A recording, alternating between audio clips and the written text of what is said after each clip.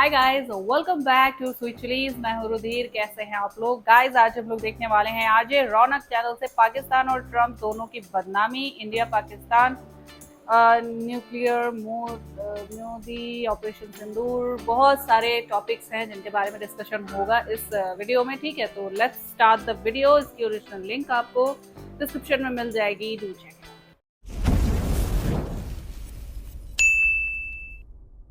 भाई पाकिस्तान की कितनी जोर की फटी है उसका अंदाजा आप इसी बात से लगाओ कि वो लोग अपनी फौज का जनरल हेडक्वार्टर रावलपिंडी से उठाकर इस्लामाबाद ले जा रहे हैं। मतलब सलीम पाजी ने तो सिर्फ एक हैंडपंप उखाड़ा था, हमारी फोर्सेस ने उनका पूरा का पूरा आर्मी हेडक्वार्टर ही उखाड़ डाला।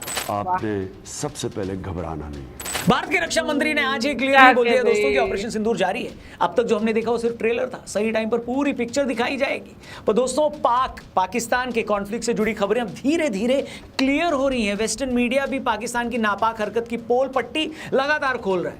मतलब भारत से दुनिया भर की मार खाने के बाद कोई और मुल्क होता तो मुंह बंद किए हुए चुपचाप बैठा रहता, लेकिन इन बेगैरतों ने यानी पाकिस्तानियों ने इसे अपनी विक्ट्री बता दी है। और अब इस विक्ट्री की पोल दुनिया भर में खुल रही है। वो अखबार भी इनकी पोल खोल रहे हैं जो कभी इनके साइड का प्रोपेगेंडा फैलाया करते थे। न्यूयॉर्क टाइम्स की बात कर रहा हूं मैं। उनकी एक रिपोर्ट कहती है कि इस पूरे युद्ध में भारत का पाकिस्तान पर एक क्लियर एज है। उसने ये बताया कि इंडिया और पाकिस्तान ने पिछले 50 साल की सबसे महंगी लड़ाई लड़ी है। हालांकि ये रिपोर्ट ये भी बताती है कि पाकिस्तान को उतना नुकसान नहीं हुआ जितना इंडिया क्लेम कर रहा है। वेल, हमने कितना डैमेज किया है, कहां किया है, ये पाकिस्तानियों को भी अच्छे से पता है और इन लोगों को भी। हमारे पास उसकी सैटेलाइट तस्वीरें हैं, वीडियोस हैं। यही वजह है कि वो हमसे एक बार फिर से यानी पाकिस्तानी एक बार फिर से भारत से बातचीत की गुहार लगा रहे हैं, ऐसी खबर आ रही है।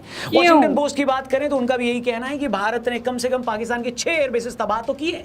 इसने पाकिस्तान के एयरफोर्स के इंपॉर्टेंट इंफ्रास्ट्रक्चर को भी डैमेज किया है। फॉर्मर पेंटागन ऑफिशियल और अमेरिकन एंटरप्राइज इंस्टीट्यूट के सीनियर माइकल रूबिन ने यह कंफर्म किया है कि पाकिस्तान भारत की तरफ शांति के लिए भागा था। उन्होंने ये बोला कि Pakistan went running to try to achieve a ceasefire like a scared dog with its tail between its legs. Pakistan went running to try to achieve a ceasefire, like a scared dog with its tail between its legs. उनके statement से dog lovers गुस्से में। उनका ये कहना है कि dog जैसी लॉयल प्राणी को या यार, को आप पाकिस्तान से कंपेयर करके कुत्ता समाज की बेइज्जती कर रहे हैं। बिल्कुल, तेरे नाम का कुत्ता पालो साले। लेकिन इतने सबके बाद भी पाकिस्तानी मानेंगे थोड़ी ना। वैसे हमारे यहाँ भी कुछ लोग ये बात अब जाकर मान रहे हैं, क्योंकि हमारे यहाँ कुछ लोगों की पुरानी आदत है कि जब तक कोई गोरा किसी इवेंट को कंफर्म न कर दे, हमें ही अपनी सेना और सरकार पर भरोसा नहीं रहता। अब इतनी कंफर्मेशन जैसे काफी नहीं थी कि पाकिस्तान ने यह क्लेम कर दिया कि उसने एक रफाल मार गिराया।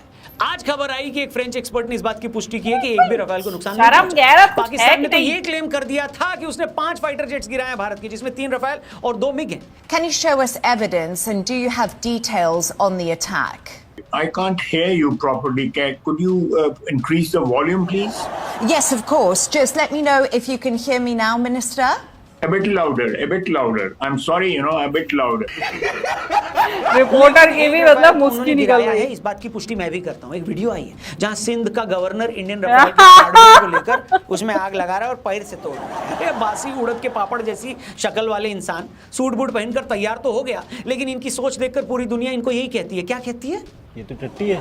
पर पाकिस्तानियों के जख्मों पर एक और बड़ा नमक रगड़ते हुए खबर आई Austrian Tom Cooper, air warfare historian, wow, जिन्होंने टाइम्स नाउ को एक इंटरव्यू में बताया कि इसमें कोई शक नहीं कि इंडिया ने पाकिस्तान को इस हद तक घुसकर मारा है कि पाकिस्तानी एयरफोर्स की बस चीखें नहीं निकली हैं। उन्होंने इसको इंडिया की क्लियर कट विक्ट्री बताते हुए कह दिया है कि इसमें कोई शक नहीं है कि भारतीय एयरफोर्स ने पाकिस्तान के न्यूक्लियर एंट्रेंस पर भी हमला किया है। और अगर ये रेडिएशन वाली खबर सही है, जो कि लग भी रही है, तो पाकिस्तान अब लंबे टाइम के लिए ये कहना तो भूल ही जाएगा कि वो एक न्यूक्लियर पावर है। पर दोस्तों, भारत का असली पावर क्या है और कैसे भारत का फ्यूचर ब्राइट है या चैलेंजेस हैं, इन सब को हमने समझने की कोशिश करी एक फेमस वैदिक astrologer, vastu expert and public speaker Kartik Gaur से। एक अमेजिंग पॉडकास्ट हमने इनके साथ रिकॉर्ड किया है। एपिसोड का जो लिंक है वो डिस्क्रिप्शन में दिया है। जाकर इस पॉडकास्ट को हमारे टीआरपी चैनल पर यानी द रौनक पॉडकास्ट चैनल पर इसको जरूर देखना और अपने दोस्तों से भी इसे जरूर शेयर करना। आगे बढ़ते हैं। पाकिस्तान की बात करें तो एक तरफ जहां शहबाज शरीफ खुद ये चिल्ला रहे थे कि जनाब हम जीत गए, अब हमें 6 महीने का राशन दे दो इनाम में, वही दुनिया उनको बोल रही है कि भैया ये क्लियर कट भारत की विक्ट्री है, हमें नहीं कहना पड़ रहा है, दुनिया हमारी तरफ से बोल रही है। ये एक बड़ा फर्क है जिसे आराम से देखा जा सकता है। इसलिए अपना प्रोपेगेंडा कमजोर पड़ता देख शहबाज शरीफ अपने ठुल्ले मियां मुनीर के साथ पशरूर कैंटोनमेंट पहुंच गए। इस पूरे इवेंट को देखकर लोगों को इतनी हंसी आई कि क्या बताएं। पाकिस्तान इतना गधा मुल्क है ना कि उसने पहले हमारी डीजेएमओ की मीटिंग का स्टाइल कॉपी किया, फिर प्रेजेंटेशन देने के लिए पावर पॉइंट बनाया, कोई वीडियो वगैरह तो उनके पास था नहीं, अपने अफसर भी उसी सीक्वेंस में बिठा दिए जैसे इंडिया ने बिठाए थे। फिर पाकिस्तानियों ने क्लेम किया कि उन्होंने आदमपुर एयरबेस को निशाना बनाया और डैमेज कर दिया, भारत का S-400 भी तबाह कर दिया। इसके बाद प्राइम मिनिस्टर मोदी आदमपुर में उसी बेस कैंप में पहुंचे और S-400 भी वहां मौजूद था। फोटो देखी आपने उनकी। इसने पाकिस्तान की एक और प्रोपेगेंडा की पोल खोल दी, लेकिन नकलची पाकिस्तान ने इस बात को भी कॉपी कर लिया। शहबाज शरीफ भी यही स्टंट खेलने वहां पहुंचे जहां इंडियन एयरफोर्स ने सबसे कम डैमेज किया था। इस पूरे इलाके में सिर्फ उनका रडार सिस्टम ही इंडिया ने तबाह किया था। वैसे इस पूरे इवेंट को ऐसे ऑर्गेनाइज कराया गया कि हमारे यहाँ तो अच्छा कॉलोनी में बच्चों की बर्थडे पार्टी ऑर्गेनाइज की जाती है। मतलब देखो पीछे बैनर लगा के ये लोग विक्ट्री क्लेम कर रहे हैं। कैसे हो बे यार, लानत है।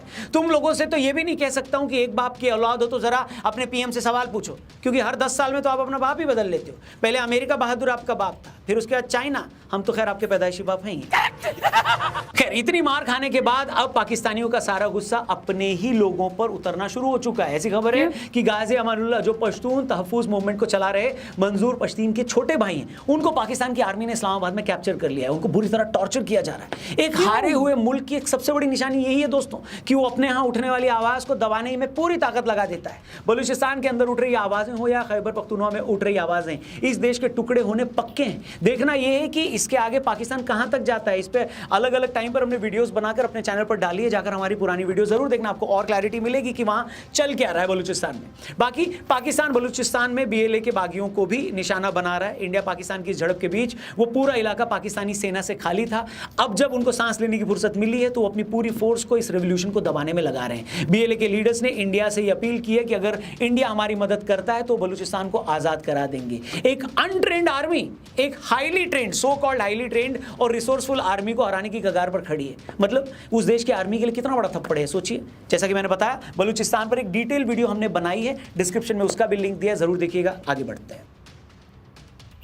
बाकी बात करें ट्रंप की तो एक मिनट, ट्रंप का पूरा नाम क्या है यार मोदी जी, क्या नाम है ट्रंप का पूरा? Donald Trump. जी हाँ, डोनाल्ड ट्रंप की अगर बात करें तो भैया इंडिया पाकिस्तान के सीज फायर का जो क्रेडिट था वो वापस ले लिया है, पलटू राम बन गए। अब बोल रहे हैं मैंने हेल्प करी है, करवाया नहीं है, बस हेल्प करी है। इसके बाद अमेरिका ने टर्की के साथ एक बड़ा रक्षा सौदा भी कर लिया है, जबकि भारत में बॉयकॉट टर्की चल रहा है। इसके अलावा ट्रंप ने टिम कुक को भी ये बोला है कि वो एप्पल इंडिया जाने की बजाय अमेरिका ले आए, चाइना की मैन्युफैक्चरिंग यूनिट भी इंडिया की जगह अमेरिका ले आए। अभी एप्पल के लिए कितना कॉस्टली होगा ये तो वही जाने, लेकिन ट्रंप के इस बावले रवैये की वजह से इंडिया अमेरिका के बीच के रिश्ते अब उतने क्लियर नहीं रह गए हैं। साथ ही ट्रंप का यह भी कहना है कि उसने ट्रेड की बात की और दोनों मुल्क मान गए। तो ओवरऑल भारत पाकिस्तान तनाव के चलते अमेरिका को यह समझ में आ गया है कि भारत अब जो भी करेगा भारत अपने टर्म्स पे करेगा। आतंकियों को ठोकेगा तो अपने टर्म्स पे ठोकेगा, जिहादी फौज के एयरबेस को और रडार सिस्टम को उड़ाएगा तो अपनी मर्जी से उड़ाएगा, अपने टाइम पे और अपनी प्लानिंग से उड़ाएगा। ना भारत उसमें अमेरिका से पूछेगा, ना हेल्प लेगा और ना जवाब देगा। ट्रंप के जलने और सुलगने की एक वजह यह भी है कि इस वॉर में भारत की जीत हुई है तो क्रेडिट रशिया को भी गया है उनके हथियारों की वजह से। और अमेरिका के होते हथियारों के मार्केट में कोई और जयकांत शिकरे आई मीन कोई और सुपर पावर बने, कोई और इस एरिया का गुंडा बने, ये ट्रंप को हजम नहीं होगा। ट्रंप मतलब क्या नाम है ट्रंप का पूरा नाम क्या मोदी जी? Donald Trump. तो डोनाल्ड ट्रंप को ये हजम नहीं हो रहा है, इसलिए पाकिस्तान की ये ठुकाई पाकिस्तान से ज्यादा तकलीफ अमेरिका और चाइना को दे रही है। समझ रहे हो? तू समझा?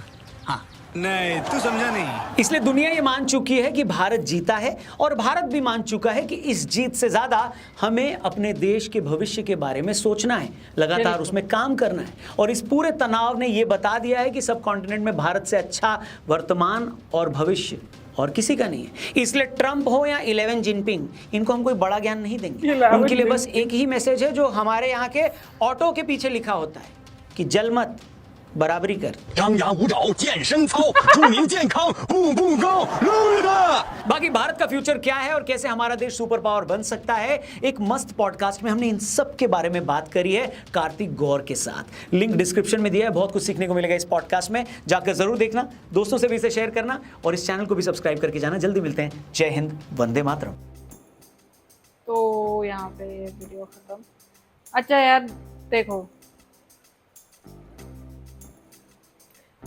एक तो टर्की के ऊपर गुस्सा तो आ ही रहा है, ठीक है, कि भाई दोस्ती करनी होती है जब, मतलब दोस्ती छोड़ो, जब मदद चाहिए होती है तब तो भागा भागा इंडिया के पास आता है, ठीक है, कि हाँ मदद कर दो मदद कर दो। ऑपरेशन दोस्त चलाया था इंडिया ने जब टर्की को सबसे ज़्यादा ज़रूरत थी, ठीक है, और इंडिया ने सबसे ज़्यादा मदद की थी, सबसे पहले मदद की थी टर्की की, ठीक है, लेकिन जब बारी आई हमारा साथ देने की तो वो पाकिस्तान के साइड में घुस गया। क्यों? जस्ट बिकॉज वो एक इस्लामिक कंट्री, ठीक है, जस्ट बिकॉज दिस, क्योंकि वहाँ पे जो प्रेसिडेंट हैं, ठीक है, वो यही चाहता है कि हाँ मतलब इस्लामिक जो कंट्रीज हैं उनमें लीडर हमें होना चाहिए, जस्ट बिकॉज दिस। तो अब भाई समझ में आएगा जब इंडिया का टूरिज्म वहाँ से हट जाएगा ना, जब टूरिस्ट वहाँ से हट जाएंगे टर्की से, तब समझ में आएगा टर्की को। अच्छा दूसरी चीज़ है कि भाई झूठ के ना ज़्यादा लंबे पर नहीं होते हैं, झूठ के बहुत लंबे पर नहीं होते हैं। कौवे की तरह तुम टाई टाई करते रहो, हमने ये किया है, हमने वो किया है, इंडिया ने हमारा कोई डैमेज नहीं किया है, ठीक है, तो वो करते रहो टर्र टर्र मेंढक की तरह, लेकिन वो बाहर आएगा। बरसाती मेंढक ज्यादा टाइम तक नहीं टिकते, ठीक है, ज्यादा टाइम तक नहीं टिकते हैं। और हर जगह, चाहे वो ऑस्ट्रेलियन मीडिया हो, चाहे वो कोई और मीडिया हो, ठीक है, सब जब भी इन पाकिस्तानियों से, इनके प्रेसिडेंट से, इनके मतलब क्या बोलते हैं ये प्रधानमंत्री वगैरह, इनसे जब भी सवाल पूछते हैं, ठीक है, आर्मी चीफ से जब भी सवाल पूछते हैं, तो वो कहीं उनका माइक खराब हो गया, कहीं उनका स्पीकर खराब हो गया, कहीं आवाज़ नहीं आ रही है, कहीं मतलब कुछ भी झूठ बोल देंगे, कहीं सोशल मीडिया से एविडेंस उठा लो। अरे यार मतलब हद है, शर्म आनी चाहिए, लेकिन वो तो खैर आती ही नहीं। शर्म आती होती तो फिर क्या ही बात है।